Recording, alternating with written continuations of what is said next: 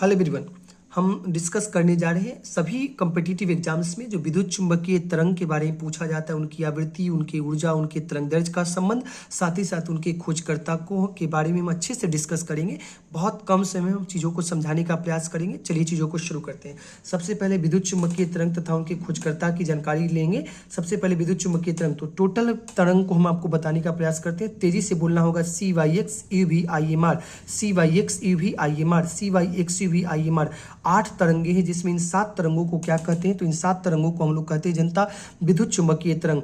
Gamma, ऊपर से पढ़ना शुरू करते हैं। Cosmic, gamma, x ray, ultraviolet, visible, infrared, microwaves, radio waves. Cosmic तरंग, गामा तरंग, एक्सरे, अल्ट्रावायलेट को पैरावैग्निक बोलते हैं, विजिबल मतलब दृश्य तरंग, इंफ्रारेड मतलब होता है औरक्त तरंगे, माइक्रोवेव्स मतलब माइक्रो तरंग होती है, और इसके बाद होता है रेडियो वेव्स मतलब रेडियो तरंग। तो ये टोटल के टोटल 8 तरंगे हैं जिसमें केवल 7 तरंग ही विद्युत चुंबकीय तरंग कहलाती है। अब जरा इन सभी के तरंग दैर्ध्य का संबंध, तो ऊपर से नीचे आते हैं तो तरंग दैर्ध्य बढ़ता है, नीचे से ऊपर जाते हैं तो आवृत्ति बढ़ती है, नीचे से ऊपर जाते हैं तो ऊर्जा बढ़ता है। तो कोई पूछे सबसे ज्यादा ऊर्जा किसका है, तो गामा का है विद्युत चुंबकीय तरंग में, और कुल तरंगों में कॉस्मिक का है। आवृत्ति भी सबसे ज्यादा है गामा का, ऊर्जा भी सबसे ज्यादा गामा है विद्युत चुंबकीय तरंग में। परंतु अगर पूछे कुल तरंगों में तो कॉस्मिक का ऊर्जा ज्यादा है और कॉस्मिक का क्या है, आवृत्ति ज्यादा है। परंतु अगर तरंग दैर्ध्य की बात करें तो सबसे ज्यादा तरंग दैर्ध्य किसका है, रेडियो तरंग का है। इसीलिए रेडियो तरंग का उपयोग हम करते हैं संचार के लिए, कम्युनिकेशन के लिए। मैसेज दूर में हमारा दोस्त हजारों किलोमीटर दूर है परंतु उससे मैसेज पे बात कर लेते हैं, फोन पे बात कर लेते हैं, किसके कारण भाई, तो रेडियो तरंगों के कारण। किसी का संबंध पूछा जाए, पूछेगा दृश्य में और माइक्रो में किसका ऊर्जा ज्यादा है भाई, तो देख लीजिएगा ऊपर से नीचे से ऊपर कौन है, जो ऊपर होगा उसकी ऊर्जा ज्यादा होगी, उसकी आवृत्ति ज्यादा होगा, जो नीचे होगा उसका तरंग दैर्ध्य ज्यादा होगा।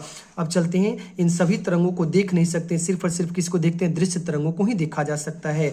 अब जो दृश्य तरंगे होती है उनका तरंग दैर्ध्य होता है 3900 से 7800 एंगस्ट्रॉम, और दृश्य तरंगों को भी मैंने बांट दिया है VI, VGY और visible, sorry violet, indigo, blue, green, yellow, orange, red. ऊपर से नीचे तरंग दैर्ध्य बढ़ती है, नीचे से ऊपर आवृत्ति बढ़ती है, नीचे से ऊपर ऊर्जा बढ़ती है। तो इस तरह से आप देख सकते हैं किसकी ऊर्जा ज्यादा है, किसकी आवृत्ति ज्यादा है, किसका तरंग दैर्ध्य ज्यादा है। कोई पूछे आप आराम से बता दीजिएगा। और ये सब वैजिनिया पिनाला आपने पढ़ा होगा, violet, indigo, blue, green, yellow, orange, red. अब चलते हैं खोजकर्ता। सबसे ज्यादा दिक्कत यही होती है, लोगों को याद नहीं होता है, तो इसके लिए मैंने ट्रिक बना रखा है।